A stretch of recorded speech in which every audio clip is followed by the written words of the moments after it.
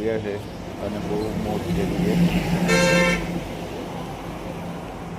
Photo shooting માટે બહુ best છે જગ્યા. ત્યાર પછી અમે પરોઠા અને મેગીની મોજ માણી. ચોપાટી રાજસ્થાની કરીને તાબુ હતું ત્યાં, હોટલ જેવું. આખા ફેમિલીએ પરોઠા, દહીં, મસાલો અને મેગીની મોજ માણી.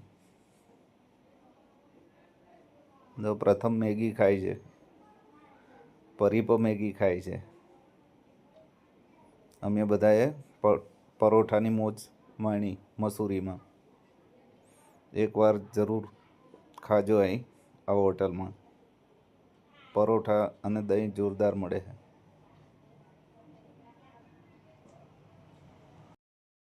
અમારો બ્લોગ સારો લાગ્યો હોય તો લાઈક, શેર અને સબસ્ક્રાઈબ કરજો. અને મળીએ નવા બ્લોગમાં. જય માતાજી.